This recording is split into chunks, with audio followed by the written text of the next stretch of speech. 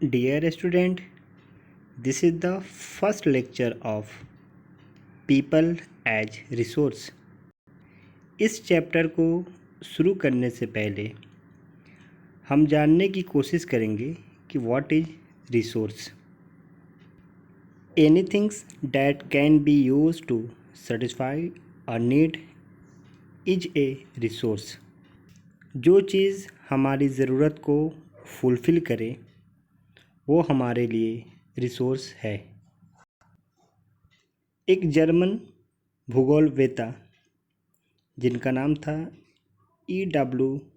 Zimmerman, उनका मानना था कि कोई भी थिंग्स नेचर में प्रेजेंट भले ही है, लेकिन जब तक हम उसका यूज़ अपने प्रॉफिट के लिए नहीं करते हैं तब तक वो हमारे लिए रिसोर्स नहीं है, यानी हम उसे रिसोर्स नहीं कह सकते हैं।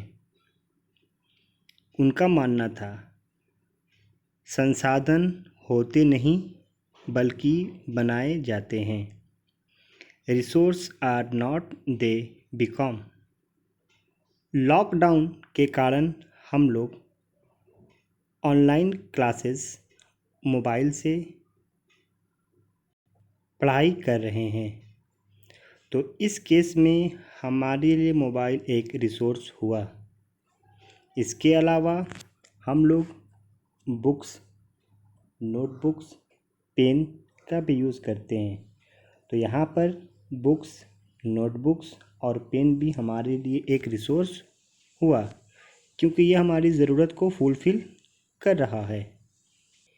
इन सब एग्ज़ाम्पल से हम समझ चुके हैं कि जो कुछ भी थिंग्स हमारे इन्वायरमेंट में अवेलेबल है, जो हमारी नीड्स को फुलफ़िल करता है, वो हमारे लिए रिसोर्स है। लेकिन इस चैप्टर का नाम पीपल एज रिसोर्स है। अब सवाल आता है कि हम एक ह्यूमन को रिसोर्स कैसे कह सकते हैं। किसी भी टाइप्स का वर्क को कंप्लीट करने के लिए जब भी हमें एक ह्यूमन की ज़रूरत होती है, तो उस केस में ह्यूमन हमारे लिए ह्यूमन रिसोर्स बन जाता है।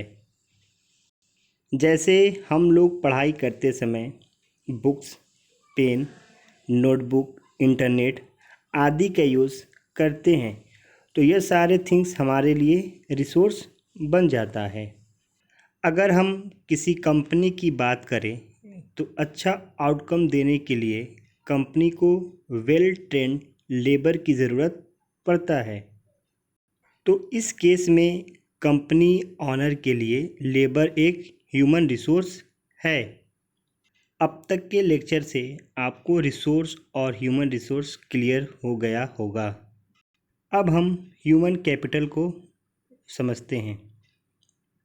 जब हम न्यूज़ चैनल देखते हैं तो हमारे लिए वो न्यूज़ चैनल तब यूज़फुल होगा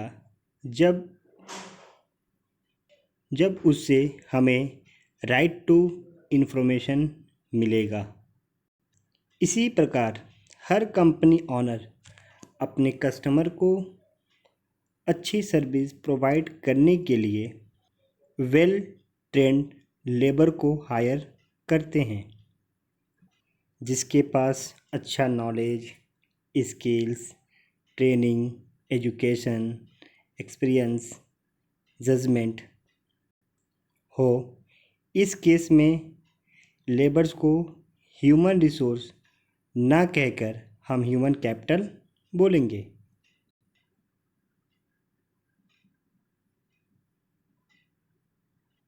इस लेक्चर से हमें पता चलता है, अगर ह्यूमन रिसोर्स को ह्यूमन कैपिटल में बदलना है तो नॉलेज, स्किल्स, ट्रेनिंग, एजुकेशन का होना बहुत ही ज़रूरी है।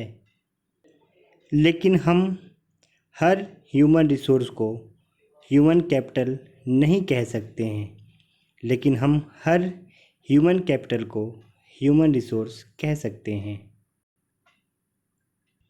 इंडिया के पॉपुलेशन के एग्जाम्पल से और बेहतर समझने की कोशिश करते हैं। जब हम इंडिया की पॉपुलेशन की बात करते हैं तो निगेटिव साइड पर बात करते हैं। हम भूल जाते हैं कि अगर इंडिया के पास पॉपुलेशन ज़्यादा है तो इंडिया के पास ह्यूमन रिसोर्स भी ज़्यादा है। अगर हम एजुकेशन, हेल्थ केयर और ट्रेनिंग में इन्वेस्ट करेंगे तो हम अपने ह्यूमन रिसोर्स को ह्यूमन कैपिटल में बदल सकते हैं। अब एक सवाल आता है कि इंडिया के पास ह्यूमन रिसोर्स ज़्यादा है तो ह्यूमन कैपिटल ज़्यादा क्यों नहीं है? तो इसका आंसर है, हमारे ह्यूमन रिसोर्स के पास एजुकेशन, नॉलेज, स्किल्स और ट्रेनिंग की बहुत अधिक कमी है।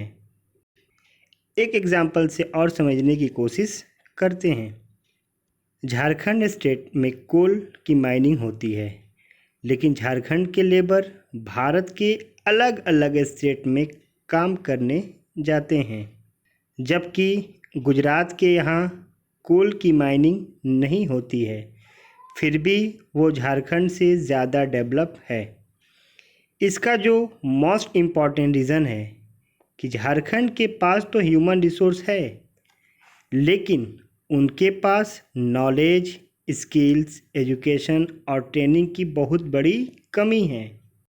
और तो और गवर्नमेंट के द्वारा भी उनके ऊपर इन्वेस्ट यानी ना उन्हें ट्रेनिंग दी जाती है और ना ही उनका स्किल डेवलप किया जाता है, जिसका रिजल्ट यह होता है कि झारखंड से कोयला ट्रक, ट्रेन के द्वारा गुजरात भेज दिया जाता है। झारखंड से भेजा गया कोल से गुजरात का इंडस्ट्रीज़ को चलाया जाता है और जो झारखंड के लेबर्स गुजरात इंडस्ट्रीज़ में काम करते हैं वो वहाँ का ह्यूमन कैपिटल बन जाते हैं। यानी झारखंड स्टेट्स का गुजरात का ह्यूमन कैपिटल बन रहा है। अगर झारखंड की गवर्नमेंट्स इन लेबर्स के लिए government skills and training centre open कर दे तो यह लेबर्स झारखंड के लिए ह्यूमन कैपिटल बन सकते हैं, जिससे झारखंड का इकोनॉमिकल कंडीशन उस स्टेट के साथ साथ वहाँ के लेबर का भी बेहतर होता। इस बार डायग्राम में आप देख सकते हैं कि गुजरात में सबसे ज़्यादा कोल फील्ड पावर प्लांट्स हैं। ये डाटा 2014 का है। इस केस स्टडी से यह समझ आया कि हम ह्यूमन रिसोर्स को ह्यूमन कैपिटल बना सकते हैं। The story of village Palampur में हमने डिस्कस किया था कि किस तरह से ह्यूमन कैपिटल की मदद से लैंड, लेबर्स और फिजिकल कैपिटल का इफ़ेक्टिव यूज़ कर सकते हैं। इसी तरह आज हम दो शॉर्ट स्टोरीज़ के बारे में जानेंगे कि एक ह्यूमन खुद को प्रोडक्टिव रिसोर्स कैसे बना सकता है। स्टोरी ऑफ सकल एंड बिलास। सकल एक 12 साल का लड़का है जो एक छोटा गांव सेमापुर में रहता है। सकल की माँ का नाम शीला और फादर के नाम बूटा चौधरी है। उसके फादर एक फार्मर हैं। सकल के फादर बचपन से ही एक गुड एजुकेशन देना चाहते हैं और शुरुआत से ही सकल को विलेज के स्कूल में भेजें। स्कूलिंग इन होने पर सकल के पेरेंट्स ने लोन लेकर सकल को कंप्यूटर में वोकेशनल कोर्स करने के लिए कहा। इस वोकेशनल कोर्स ख़त्म होने पर सकल को प्राइवेट फॉर्म में जॉब मिलता है। सकल ने अपनी एजुकेशन और ट्रेनिंग की वजह से एक सॉफ्टवेयर बनाया जो कंपनी का सेल को इंक्रीज़ किया, जिससे कंपनी खुश होकर रिवार्डेड के रूप में सकल का प्रमोशन कर दिया। जिससे सकल अपने लाइफ में आगे बढ़ते चला गया।